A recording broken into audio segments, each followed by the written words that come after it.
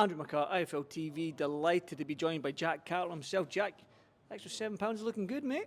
Yeah, you know what, I'm feeling good. Had a great training camp, and I think these next 70 odd hours before the weigh-in is when you're going to feel the difference from last time.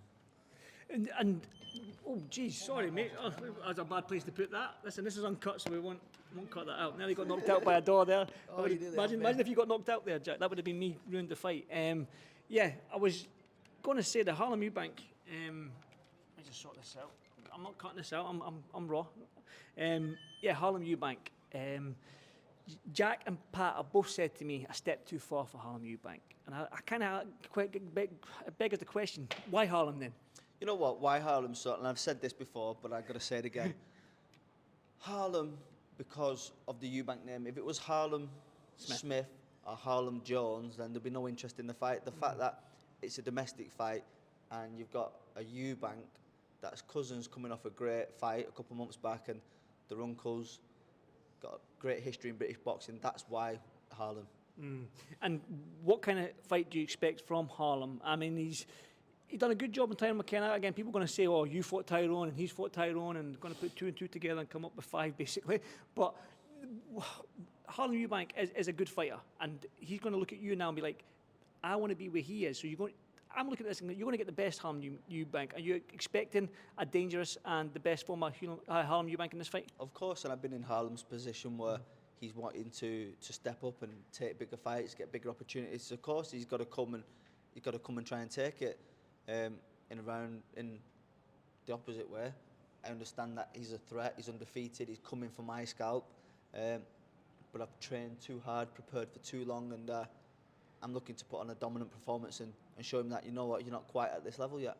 Do you have to put on again, going off your last performance, everybody goes, you're only good as your last fight.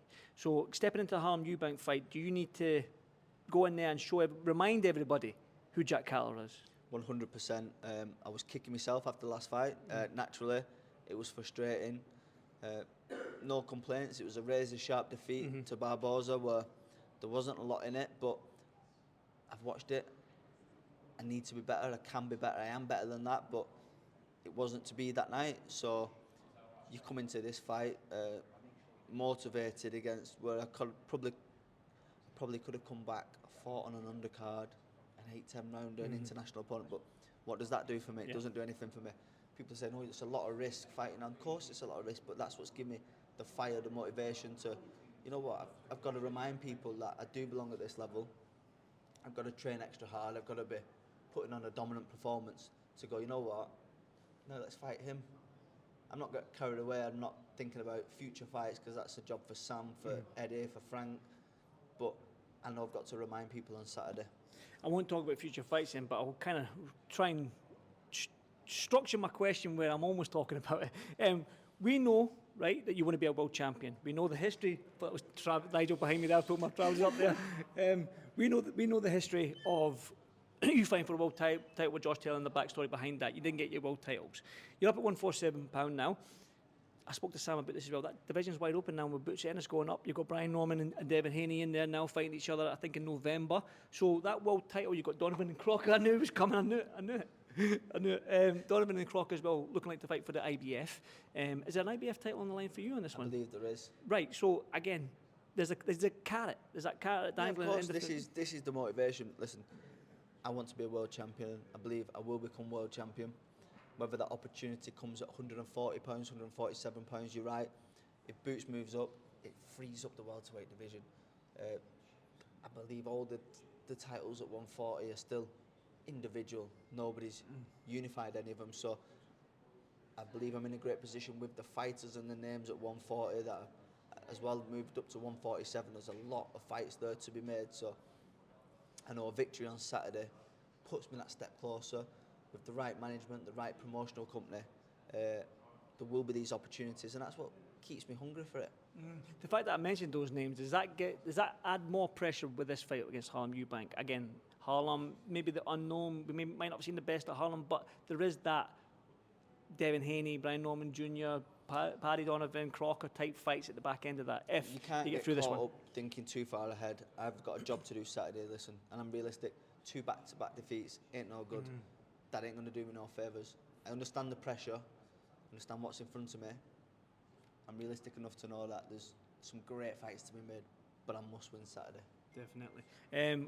I want to talk about, because you mentioned the Eubank name, so I want to talk about the rematch and get your thoughts on it. I mean, I don't know what your position was on the rehydration clause and the 160 and stuff like that, but it seems like that's the exact same contract for the rematch than was for the first fight. I just want to get your thoughts on that and what you expect in the rematch. You know what? Everybody makes weight in their own unique way.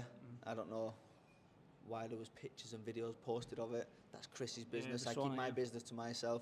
They've agreed to fight each other. I've been rewarded comfortably, both of them from it. So I think it was a great fight. I think the rematch is better for Conor Benn.